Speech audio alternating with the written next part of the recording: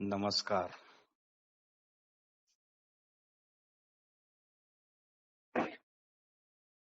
चांगदेव 65 भाग पहिला. प्रस्तावना. असे म्हणतात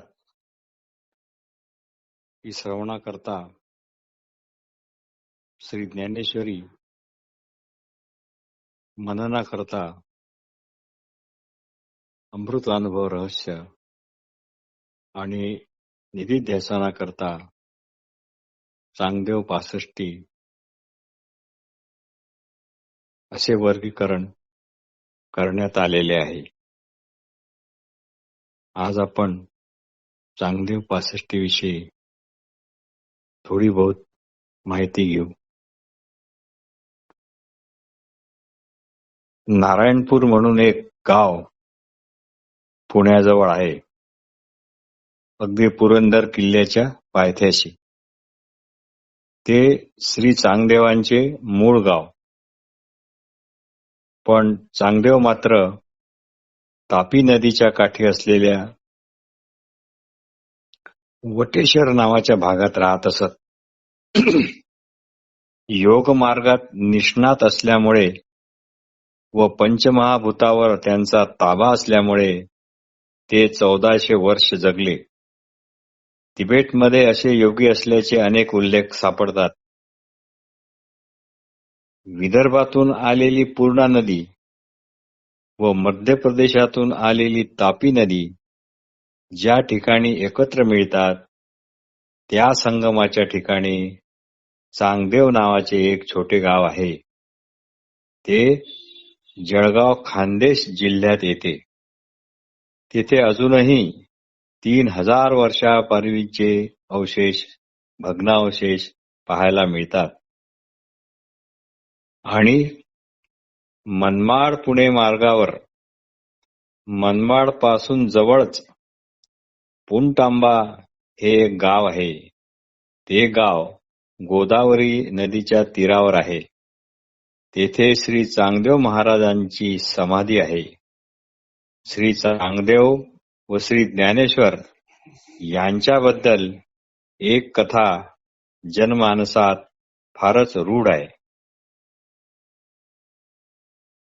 श्री ज्ञानेश्वरांची कीर्ती चारी बाजूंनी पसरली होती व श्री चांगदेवांना वाटले आपण त्यांची परीक्षा पाहावी व काही प्रश्न पत्राद्वारे त्यांना विचारून त्यांच्या ज्ञानाची पारख करावी.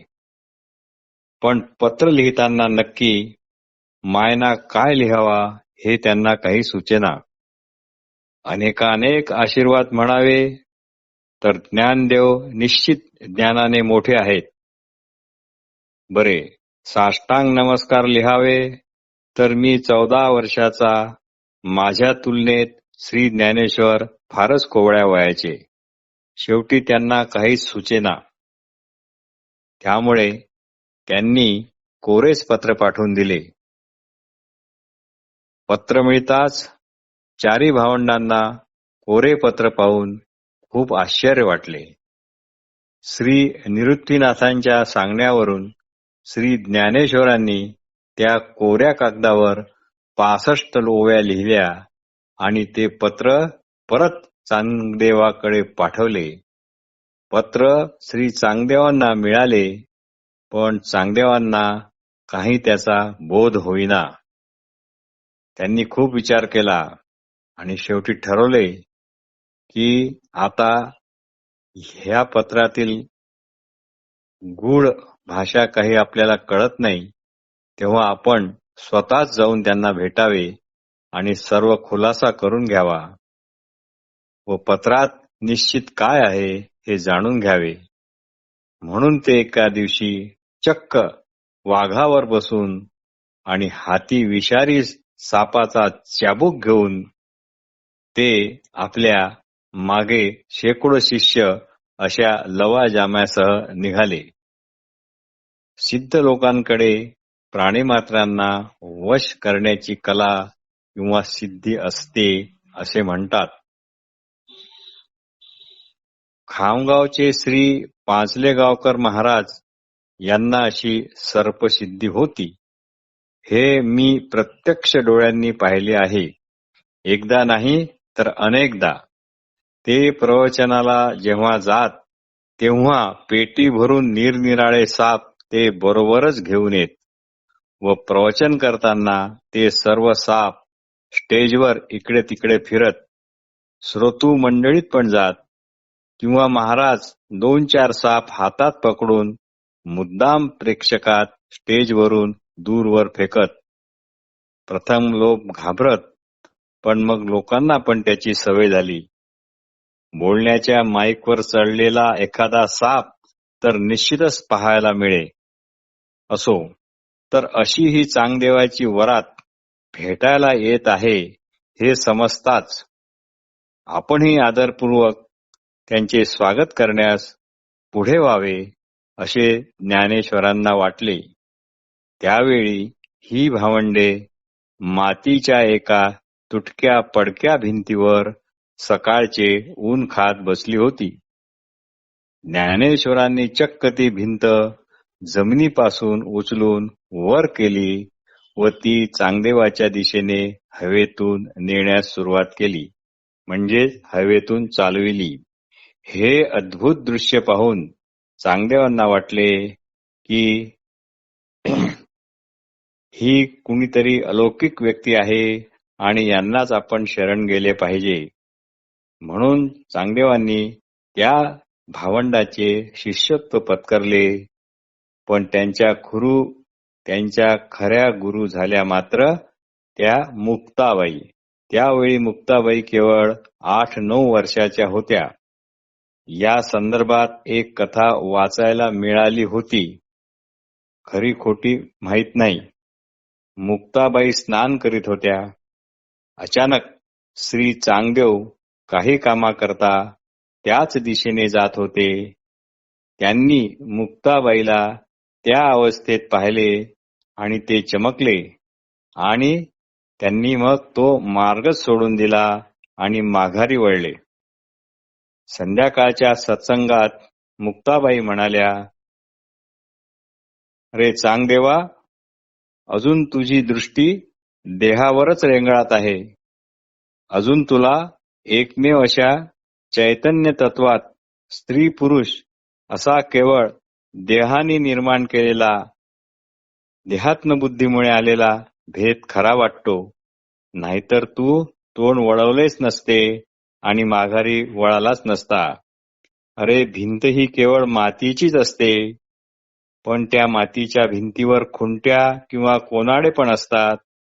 पण तेथे माती हेच एकमेव सत्य आहे. बाकी स्त्री पुरुष कल्पलेले भेद आहेत." असो, अशा मुक्ताबाईंनी अनेक अभंग रचले. त्यातील एक गूढ अभंग तर सर्वत्र गाजलेलाच आहे. मुंगी उडाली आकाशी, तिने गिळले सूर्याशी. माशी व्याली घार झाली, देखोनी मुक्ताई हसली. अशा भन्नाट रचना करणाऱ्या मुक्ताबाईचा जन्म सुमारे 1279 साली आपेगाव येथेच झाला होता आणि मृत्यू 1297 जळगाव जिल्ह्यातील कोथळी येथे झाला. त्यांना मुक्ताई म्हणूनच ओळखल्या जाई. वयाच्या अवघ्या 17-18व्या वर्षी त्यांचा मृत्यू झाला. आई-वडिलांनी प्रायश्चित्य म्हणून देहत्याग केल्यावर खेळण्या बागडण्याच्या वयात भावंडाची सर्व जबाबदारी मुक्ताईने समर्थपणे पेलली आणि लहान वयातच त्या प्रौढ, गंभीर, शोषिक आणि समंजस बनल्या. श्री चांगदेवाची जेव्हा भेट झाली तेव्हा मुक्ताई ह्या फक्त 8 किंवा 9 वर्षाच्या होत्या. 8-9 वर्षाच्या मुक्ताबाई 1400 वर्षाच्या चांगदेवाच्या गुरु बनल्या, हे एक महान आश्चर्यच म्हणावे लागेल. म्हणूनच चांगदेव म्हणतात, मुक्ताई करे लेईले अंजन, मुक्ताई करे लेईले अंजन हे ज्ञानांजन मुक्ताईने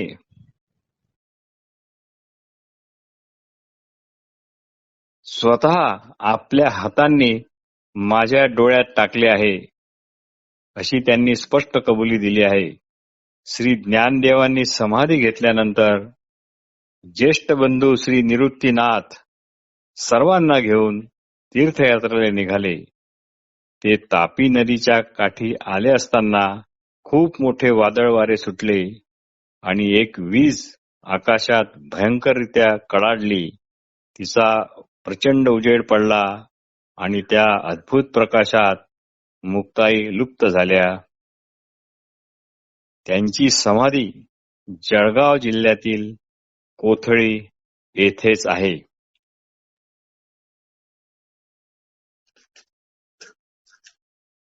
तर अशा कोऱ्या पत्रात काय होते त्याचा थोडा परामर्श आपण घेऊ.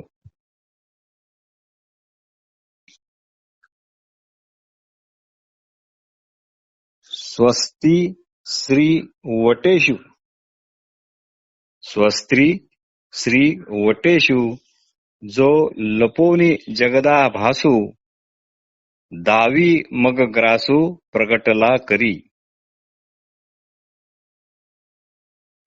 श्री वटेश हे भगवान शंकराचे नाव आहे आणि तो कल्याण करणारा आहे. स्वस्ती म्हणजे कल्याण करणारा.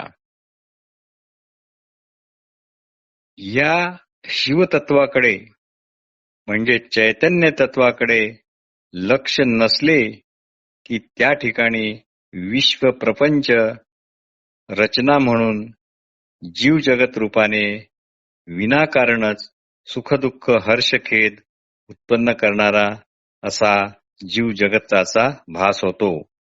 आणि जर अधिष्ठानभूत चैतन्याकडे लक्ष जाताच जगाचा जग म्हणून जड विनाशी प्रत्यय येत नाही, तर ते जग जणू मावळते आणि तेथे चिद्विलासाचा प्रत्यय येतो.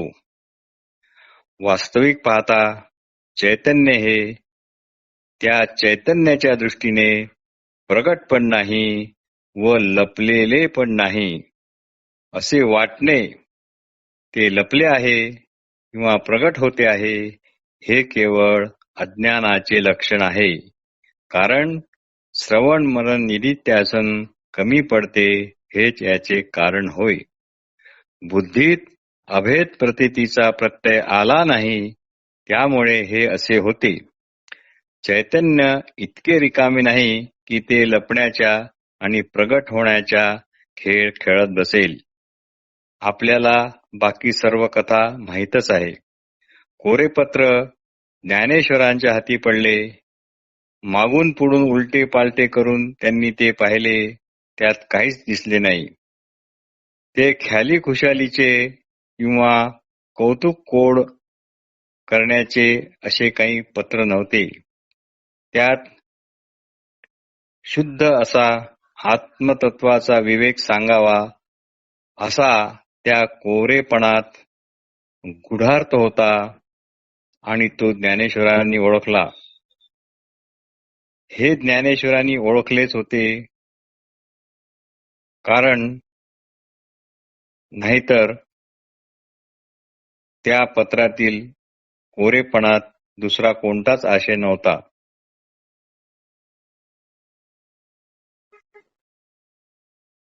कारण आत्मतत्व हे अतिशय गूढ तत्व आहे आणि ते केवळ अधिकारी व्यक्तींनाच सांगावे अशा जुन्या काळी संगत होता.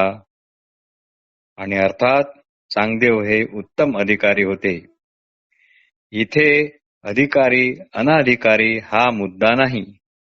कुणाला हीन किंवा कुणाला श्रेष्ठ ठरवायचा काही प्रश्नच नाही. पण अधिकारींना जो उपदेश केला जाईल तो मात्र वाया जाईल हे निश्चित. कारण त्याला त्याची किंमत कळत नाही, इतकाच फरक आहे.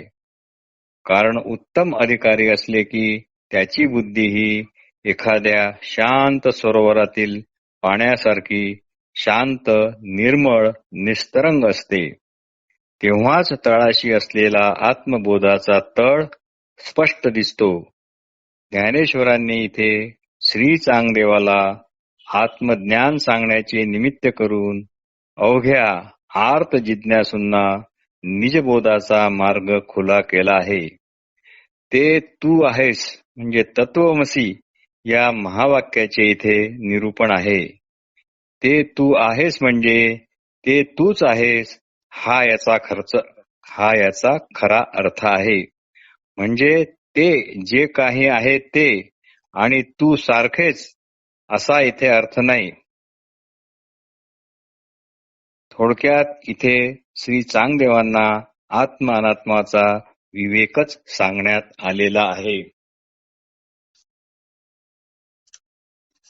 नमस्कार. उद्या दुसरी ओवी पाहू.